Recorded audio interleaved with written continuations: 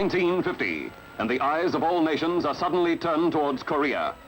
To members of the United Nations General Assembly, Korea loomed as a tinderbox with frightening potential.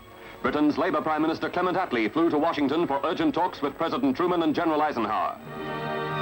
On June 25th at 4 a.m., a North Korean army crossed the 38th parallel into South Korea, and the battle was on. At this time, Russia was boycotting the Security Council because it had rejected a Russian motion to unseat the representative of nationalist China. Thus, a Russian delegate was not present when the Security Council carried an American-sponsored motion calling on North Korea to withdraw its armed forces. An admirable idea, but a waste of words. 2 days later, the American delegate reported to the Security Council that American air and sea forces had been ordered to support South Korea. An emerging 3-year conflict that was eventually to cost over 200 Australian lives.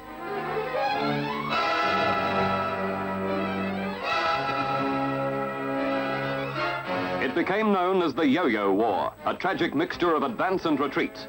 A meeting of the United Nations voted unanimously for an American to take command.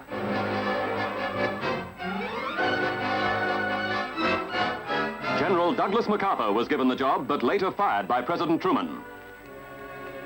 In America, on an official visit, Prime Minister Menzies addressed the House of Representatives, stating it was better for Australia to send a small force quickly than a large force many months later.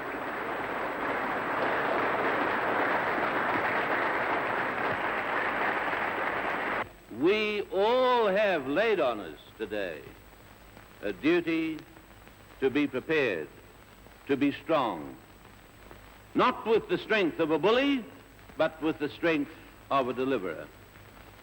The world needs the United States of America. The world needs the British peoples of the world. The world needs every scrap of democratic strength. May all that you stand for and that we stand for be preserved under the providence of God for the happiness of mankind.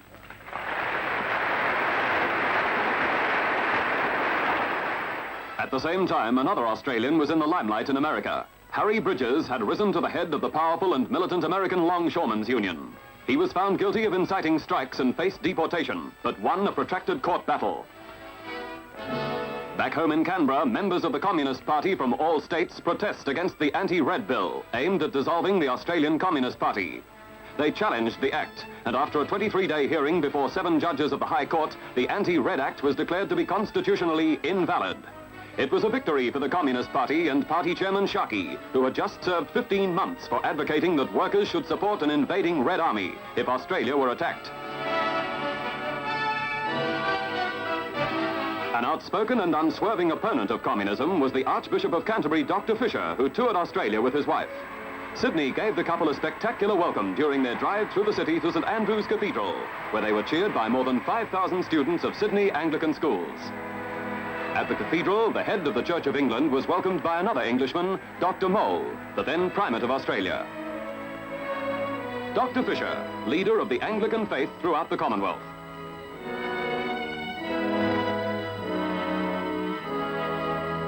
At Bellingen, on the north coast of New South Wales, doctors were attending an Englishwoman who was stealing the limelight. X-rays forecast that Mrs. Betty Sara, wife of the local ambulance superintendent, Percy Sara, former RAAF bomber pilot, was about to give birth to quadruplets. They already had a 4-year-old son until Alison, Philip, Judith and Mark, 2 pigeon pairs, arrived during a tense 26 hours at the local hospital. The quads were all hale and hearty, but it was several weeks before their 8-stone mother recovered from her ordeal and was able to return to her home and her proud husband.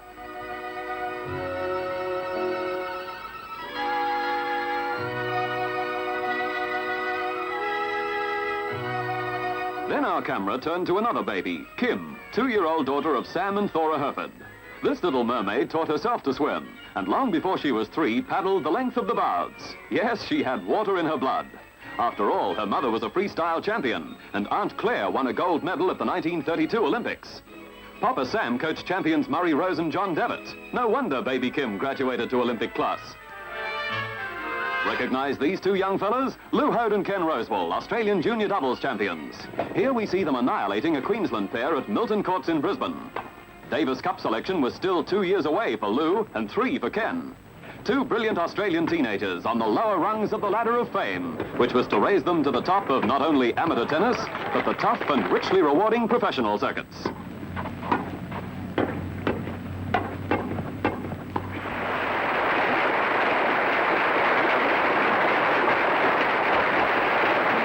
Here's evergreen champion American jockey Johnny Longden, invited by the VRC to demonstrate his style to Caulfield racegoers in an exhibition gallop on the Victoria Derby winner, Beau Gem. Note his short stirrup leathers, almost up to the saddle flaps. Toes only in the stirrups, the straight back and short reins. Individual characteristics which enabled him to kick home 6,031 winners until he retired on his 59th birthday after a 40-year career.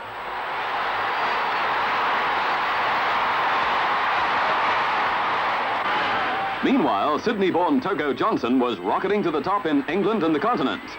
Johnson pilots the French colt Scratch to victory in the St. Leger, the final and richest classic of the English racing season. Another success for jockey, owner, and France.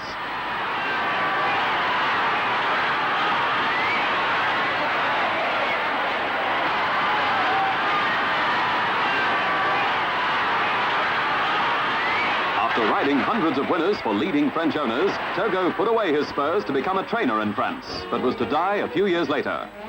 Togo Johnson, the success story of another Australian sportsman.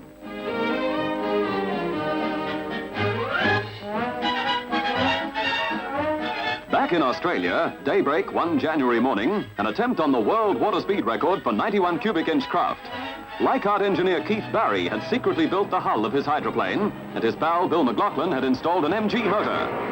6 stopwatches timed the runs by Firefly, and then announced that Barry had pushed the record held by America at 65 miles an hour up to 72 miles an hour. And a certificate to prove it still hangs in the St. George Motorboat Clubhouse.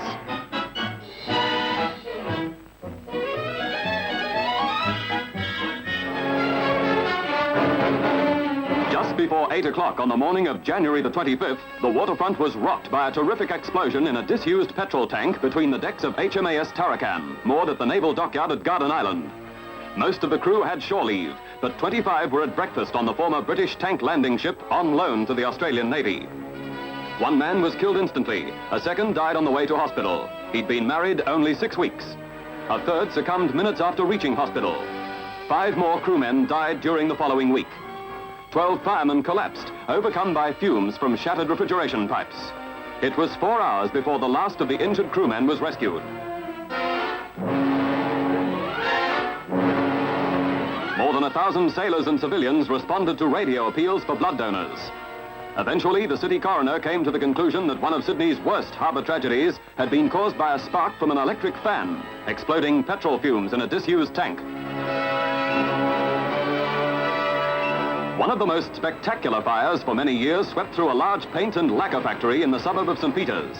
9 houses flanking the blazing block were seriously damaged, but firemen once again displayed their courage and skill to save the homes from destruction, while more than 50 police directed Operation Evacuation.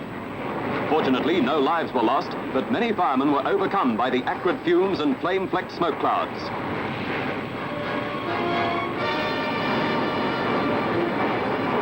Nearly 2 hours after the alarm was raised, this wall collapsed. The danger area had been cleared, but electricity wires which were brought down presented another hazard in a $1 million blaze which gutted one of the city's biggest paint factories.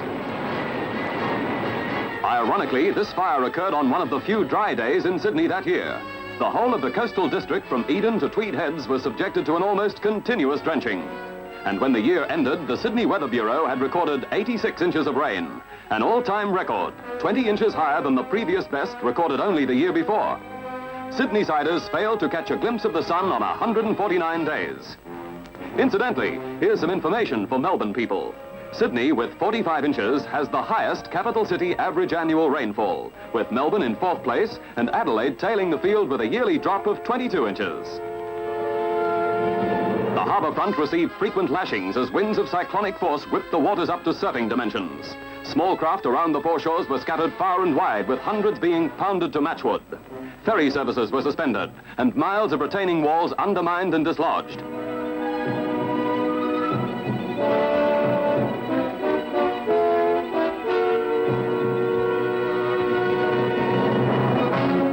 Yes, 1950 was the year Jupiter Pluvius dropped his biggest bucket on Sydney.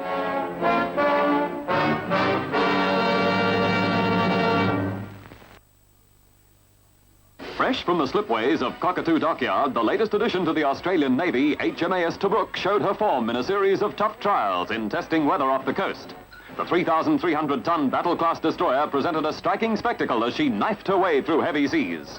Tobruk was the first of our destroyers to carry fully enclosed gun turrets, equipped with power-operated 4.5 guns capable of being directed against hostile aircraft as well as enemy ships. Tobruk, an honored name for a hard-hitting Navy Greyhound, proud carrier of the White Ensign. And in mid-Atlantic, an American aircraft carrier, USS Siboney, figured in a hectic refueling exercise at the height of a storm. Even the flight deck of the mighty Flat Top felt the rush of water as she tossed and squirmed.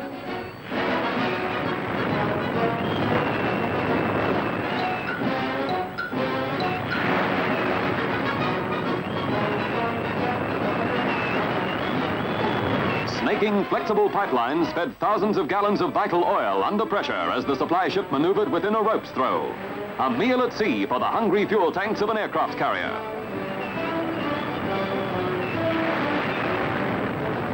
Heard Island, 3,200 miles southeast of Melbourne and center of one of the wildest areas in the Antarctic Ocean. A mere speck on the map, but the goal of HMAS Australia, called in to an unusual mercy mission. A Polish migrant doctor had been stricken with appendicitis down at the blizzard-swept geophysical camp. 2 merchant ships had been driven back, but the cruiser's navigator, Lieutenant Commander Swan, guided the cruiser bang on to the lonely scientific outpost, and Heard Island appeared barren and snow-clad, jutting out of the unfriendly sea.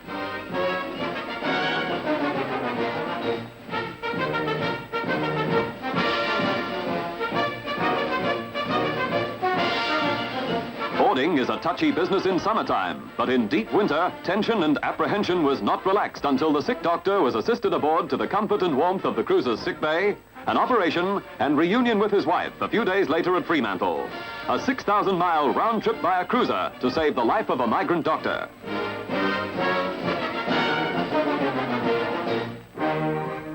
Yes, it was a naval year. In picturesque Akaroa Harbour in New Zealand, units of the Australian and New Zealand navies gathered in preparation for sea exercises. And with war in Korea, the aircraft carrier Sydney played the major role. Captain Dowling was on the bridge of the flagship following every move of sailor and pilot, and particularly the Batman, guiding beacon for pilots as they come in to take a terrific jolt. The arrestor wires catch the aircraft at 90 miles an hour, bringing them to a sudden stop, but not always without a bruise. And this time, a punch on the nose.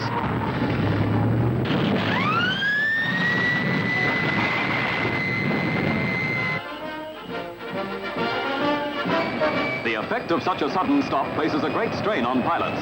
And in America, with rocket flights into space looming, extensive experiments were carried out on a special rocket sled. Elaborate equipment inside the cabin recorded the reaction of the human guinea pig to the sudden transformation from go up to near the speed of sound barrier and back to whoa. An automatic camera recorded the physical effects on the passenger.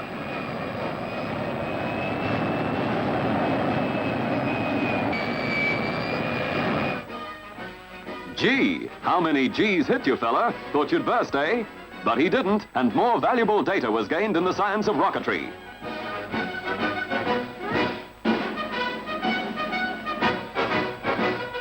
At Manly Beach, training exercises for CMF Searchlight crews provided local lifesavers with a rare opportunity to indulge in night surfing.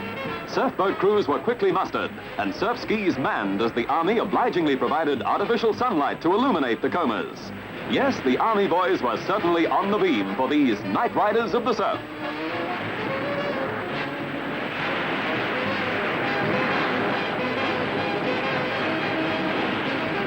But searchlights weren't necessary when these Victorian divers turned on a clowning act in bright sunshine. It looks crazy, but all the skill of the expert is required to perform these aerobatic antics without injury.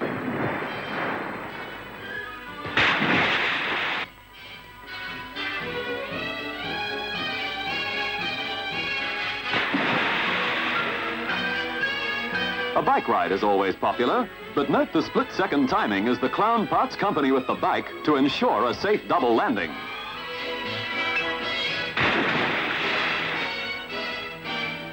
And this was billed as the latest version of the Indian rope trick. Think I'll do a trick? No, I don't think I will. Golfing followers swarmed around the course at the Australian club for a demonstration by leading professionals. Burly Ozzie Pickworth was one of the first to hit off, and this slow-motion shot shows us the style that won him so many championship events.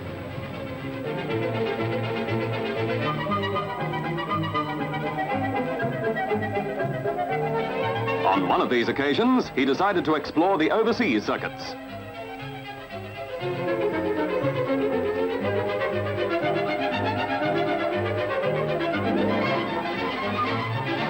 Dropping his final putt, Pickworth becomes the first Australian ever to win the Irish Open Championship.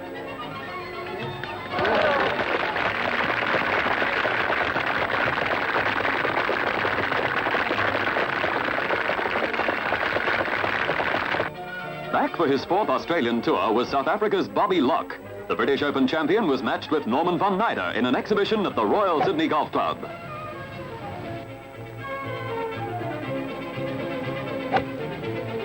A great day for the gallery as the rotund visitor displayed his immaculate iron technique. And then the rains came, at a stage when the Von was 7 under par and Locke was 1 under a tree. Although the record wet had turned the cricket ground into a quagmire, 67,000 braved the weather to see the third and final rugby league test between England and Australia. With one victory each, this game was to decide the Ashes.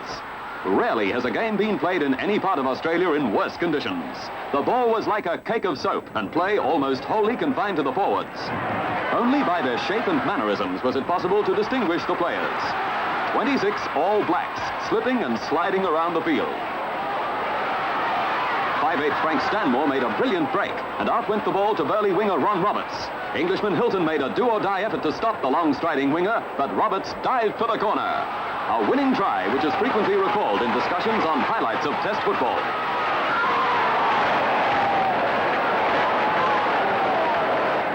Full time, and the crowd went wild with delight.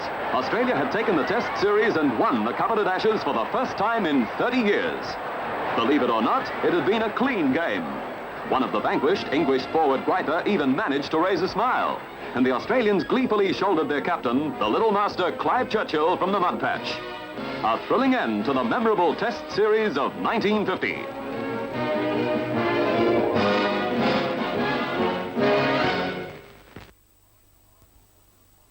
In the far northwestern corner of the continent is a 200,000 square mile sector known as the Kimberleys, a land rich in vast natural pastures, an admirable stamping ground for cattle.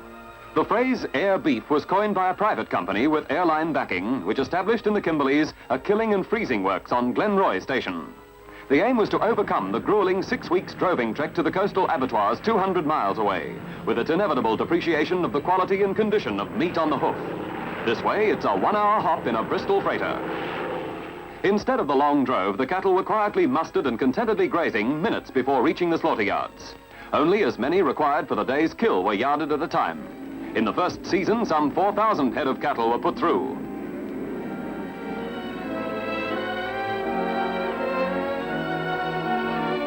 Loading of the chilled carcasses began at dawn each day, and so efficiently streamlined was the system that the mouth of the freighter was able to swallow 5,000 pounds weight of beef every 15 minutes. With 3 trips a day to Wyndham, a freighter shipped the equivalent of 60 head daily.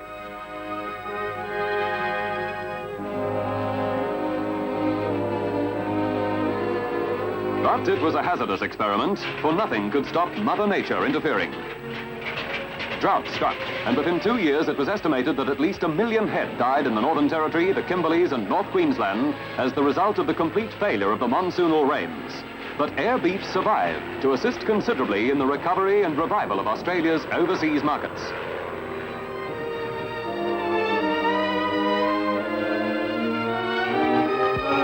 A much more stable and congenial climate prevailed at Hayman Island on the Barrier Reef, 600 miles north of Brisbane and 40 miles offshore.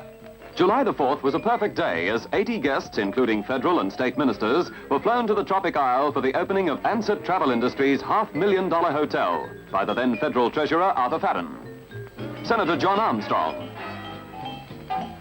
Sir Earl Page and Reg Ansett, Sir Hudson Fish and Ladyfish.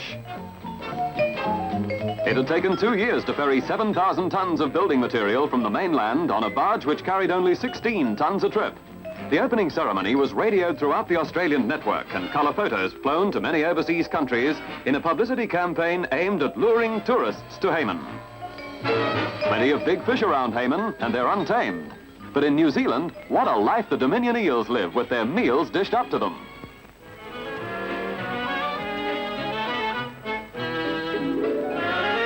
No wonder the trout showed no objection to that personal touch. Yes, it makes you wonder. You've heard of low eels and eye eels. Well, now you've seen tame eels. Why, that's almost a bedtime fish story for fishermen. And if you doubt, don't shout. Here's the trout. On the subject of marine menus, how about this for a vegetarian variety? The newsreel camera was at Middle Park to catch Bert Dean, a 28-years-old Melbourneite, shopping for his breakfast. First, a flagon of tasty salt water. Then a few flotsam-flavoured morsels from the beach, and hey presto, seaweed salad, garnished with a raw egg.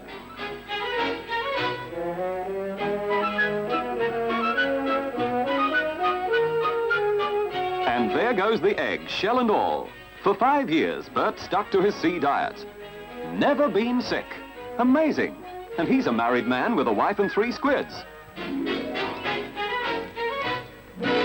At Bondi Beach, Mrs. Blanche Sells had spent donkey's years training monkeys for circuses and vaudeville acts. They had a barrel of fun. This little month-old orphan had known no other mother than Mrs. Sells, hence the display of affection, and at eating time he voted for a wet ticket. The bottle had to do a 2-way stretch at times.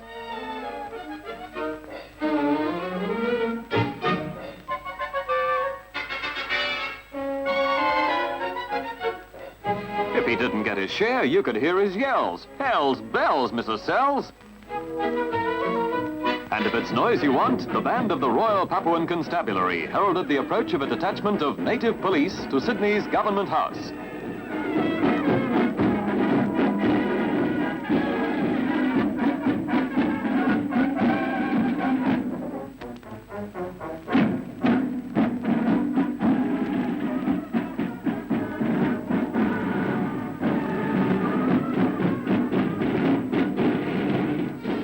Governor, Lieutenant General Northcott, inspected the colourful corps before the visitors set about recording their first visit to Sydney on film.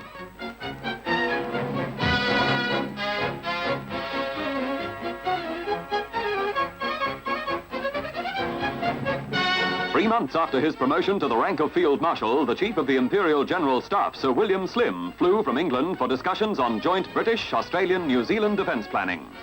I suppose while you're in Melbourne, sir, you'll renew some old acquaintances? Oh, yes, I shall renew some very old acquaintances. I first met the Australian soldier in Gallipoli in 1915. And ever since then, I've kept a very firm resolution that if ever I was in trouble, I should like to have him on my side. Known affectionately to the 14th British Army in Burma as Uncle Bill, he was knighted in the field by Lord Wavell in 1944, within earshot of enemy gunfire. Which brings us to Centennial Park and the guns of the Royal Australian Artillery. Under the direction of Eugene Goosens, they provided percussion effects for the Sydney Symphony Orchestra. It was Tchaikovsky's 1812 Overture, originally written for open-air presentation to the accompaniment of cannon.